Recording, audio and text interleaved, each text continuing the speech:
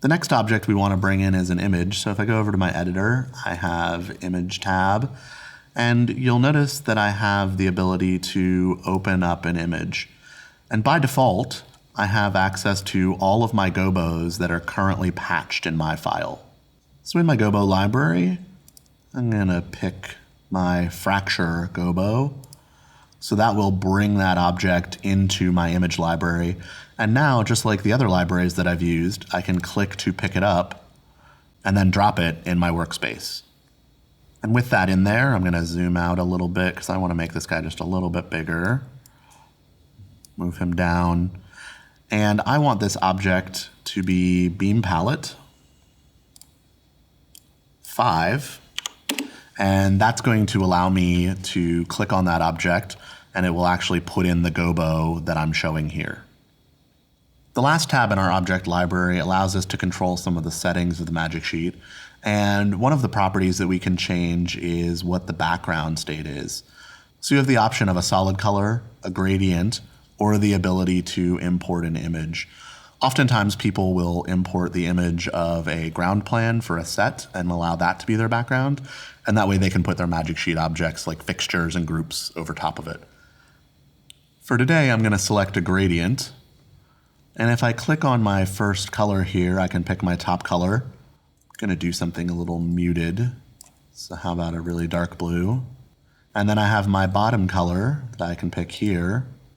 And I'm going to do it a black. You'll notice you can also pick a background for when the tab is in blind, and you have the ability to select which background you're using while you're editing your magic sheet. So to finish up this magic sheet, I'm going to add some other objects. I want to grab a color palette, drop that in, make it a little bit bigger. And I want this color palette to just have label as a field.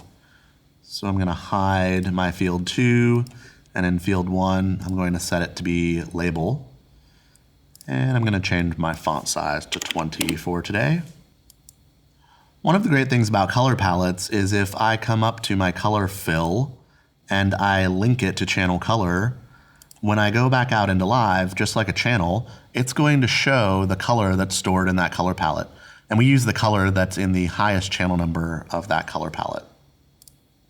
So I'm going to create an array of these guys, and I just want a row. So I'm going to give myself 7 columns and 1 row, and I'm actually going to spread the spacing out to be 25 to give myself a little bit more room. I'll hit OK, and those all get added for me. Next, to fill in my magic sheet, I'm going to add some focus palettes. So I'm just going to take a square object here and drop that in, stretch it a little bit. This will represent the boxes that my band is standing on. So I'm also going to rotate that just a little bit to meet the guitar person. And I want to make sure that my target says focus palette, and this is focus palette 1. And for fields, I'm going to tell this guy to give me the target name first, then the target ID, and finally the label. So this will tell me what focus palette that is. And just like before, I'm going to Control C to copy this object, and then Control V to paste it. And I've got 5 focus palettes that I'm building. So I'm just going to paste those all in, and then drag them to where I want them. Maybe change some of their sizes a little bit, and just like that. When we were learning about direct selects, we saw that we could apply icons to certain targets and allow them to be seen in our direct selects. We can also apply them here in our magic sheets. So I'm going to quickly go grab all of our groups, and I'm going to come down to field 4 for all of those, and I'm going to select icon. You'll see that those sort of show up there. So you can see that when I close the editor, the icons that I set up in my group list are now displaying as fields on my objects. I'm going to open the editor back up. So we can change some properties of the icon. If we want to change where it aligns, just like any other field, we can use our checkerboard to pick left or right, bottom or top. I'm going to leave it center for now. And also, if we want to change the size of that icon, if we change the size in font to 50, that is going to make that icon larger.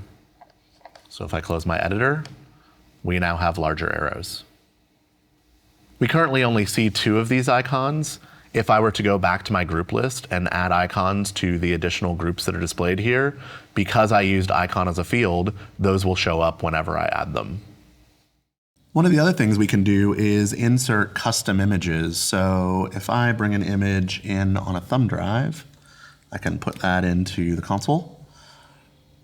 And if I come up to my library again and open my image library, I can find my thumb drive, and on there, if I have an image, grab it, it'll import it in, and just like we did with our gobo, I'll just click on it, bring it in, and then I can resize that and point it to be any object that I want. Now that I've done that, that object lives as part of the show file, so I can remove my thumb drive and know that that image saves with the show file. Finally, I'm going to add a couple of console buttons. So I'm going to come back in here, grab a square, drop that in, make it a bit bigger. And one of the options that I have in my property editor is as target. Near the bottom, I can actually select console button. And now this drop down below console button opens up for me. And what I'm able to do is select from all of the different buttons or commands that are in the console. So I want to go ahead and find full. And so if my field is set to target ID, it's going to show me the button number, which isn't particularly useful. So instead of target ID, I want it to say target name, and that's actually going to give me the name of my button. I'm going to make 2 other console buttons today. So again, I'm going to Control-C and Control-V that object twice. And I want to make my bottom button say enter. And I want my middle button to be remdim. These will work exactly the same as the console face panel buttons, except now I don't have to move my hand away from the touchscreen and all the way back down to the keypad. When I'm all done, I can close my editor and we can start to play with our magic sheet. You'll notice immediately that my group labels show up. All of my focus palette labels show up. 101 through 105 are dark because they're not lit up. And my color palettes automatically take the color that's stored in them. So we can do a quick example. I'm going to use group 5 as my front of house movers, and it will select those for me. I can say full enter, and those lights will come on just as expected. And as I change the color of those fixtures, you'll notice that the color of my magic sheet objects change as well. And I can use my focus palettes to get those up on the main singer. So what we've built is a really functional programming magic sheet.